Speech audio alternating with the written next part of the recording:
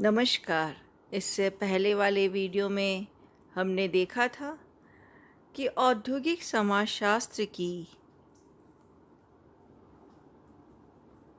विषय क्षेत्र क्या हैं। आज हम देखेंगे कि औद्योगिक समाजशास्त्र की विषय वस्तु क्या है।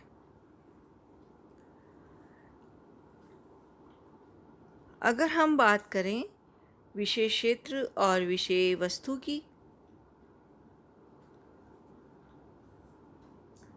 तो हम ये देखते हैं कि कुछ समाजशास्त्रियों ने तो विषय क्षेत्र और विषय सामग्री को दोनों को समान अर्थ में लिया है, परंतु वास्तविकता तो यह है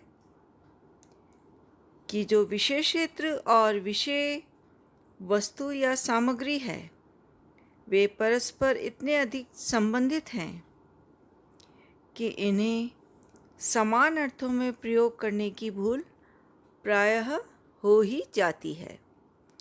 अगर हम इसे गहराई से देखें तो इन दोनों में अंतर स्पष्ट हो जाता है। किसी विज्ञान के विषय क्षेत्र से तात्पर्य उन संभावित सीमाओं से लगाया जाता है जहाँ तक वह विज्ञान निश्चित विषय का अधिक से अधिक सीमा तक अध्ययन कर सकता है।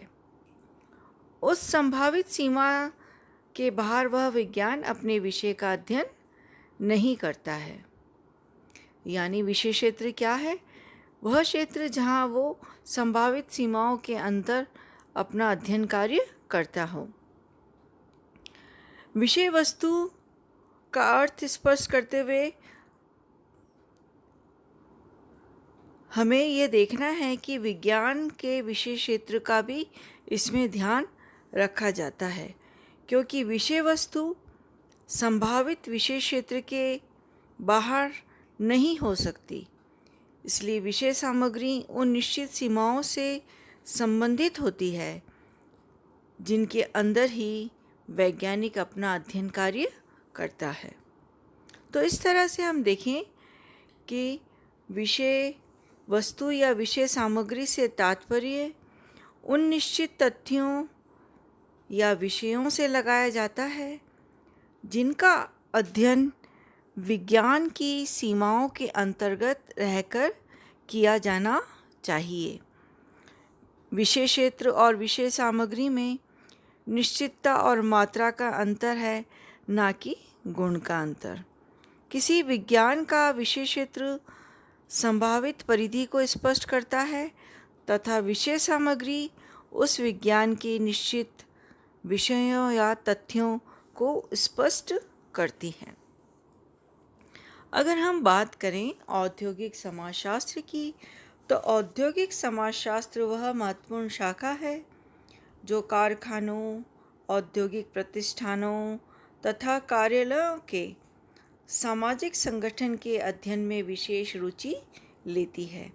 इसके अंतर्गत केवल विभिन्न संगठनों में विभिन्न पदों की भूमिका निभाने वाले व्यक्तियों और उनकी अंतर्क्रियाओं का अध्ययन किया जाता है, बल्कि उन विशेषताओं का भी हम अध्ययन करते हैं जो व्यावसायिक भूमिका के जीवन के अन्य पक्षों से संबंधित होती है। इस तरह से हम देखते हैं कि औद्योगिक समाजशास्त्र की विषय वस्तु औद्योगिक संबंध है, और इन संबंधों को हम इस तरह से देखेंगे कि औपचारिक सामाजिक संबंध होते हैं। उनको हम दो भागों में बांटते हैं। पहला है आंतरिक। आंतरिक को हम तीन भागों में देख सकते हैं। पहला है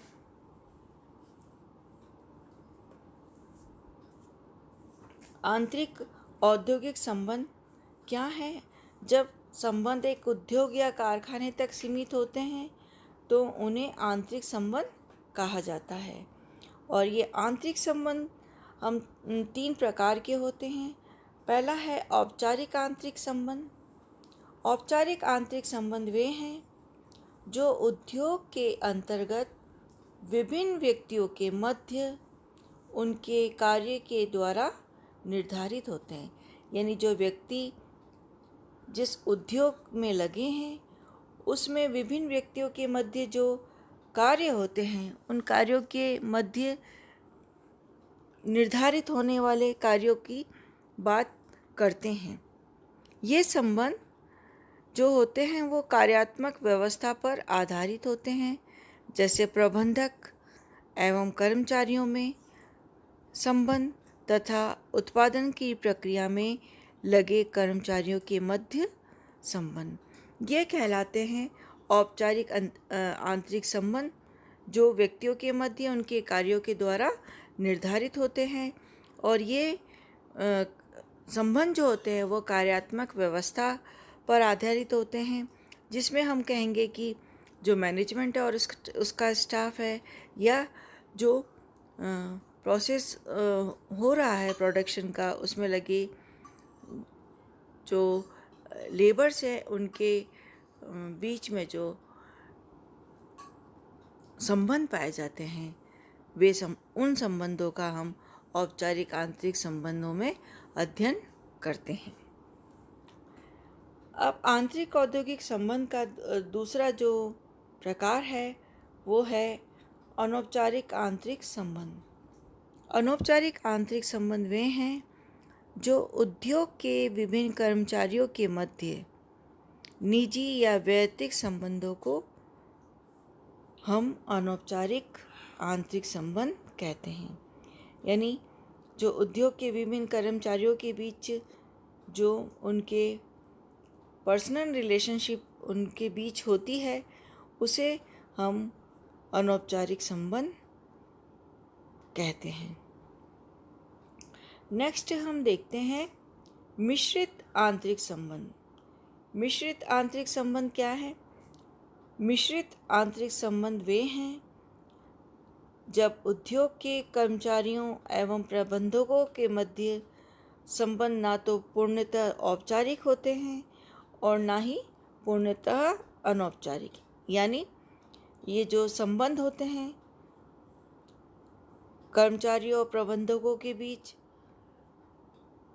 वो ना तो पूर्णतः औपचारिक होते हैं और ना ही पूर्णतः अनौपचारिक। उन्हें मिश्रित आंतरिक संबंध कहते हैं। यानी कहने का ये मतलब हुआ कि जो औपचारिक आंतरिक संबंध हैं वो व्यक्तियों के मध्य उनके कार्यों के द्वारा निर्धारित होते हैं, और अनौपचारिक जो संबंध हैं वो विभिन्न कर्मचारियों के मध्य जो निजी या वैयक्तिक संबंध होते हैं उन्हें अनौपचारिक संबंध कहते हैं। लेकिन मिश्रित आंतरिक संबंध वे संबंध हैं जब उद्योग के कर्मचारियों प्रबंधकों के मध्य ना तो संबंध पूर्णतः फॉर्मल हो और ना ही पूर्णतः इनफॉर्मल हो, बल्कि यह मिश्रित आंतरिक संबंध हो, ना तो पूरी तरह से औपचारिक हैं और ना ही पूरी तरह से अनौपचारिक, बल्कि इनका एक मिश्रित रूप होता है, उसे मिश्रित आंतरिक संबंध कहते हैं। उसके बाद हम बात करेंगे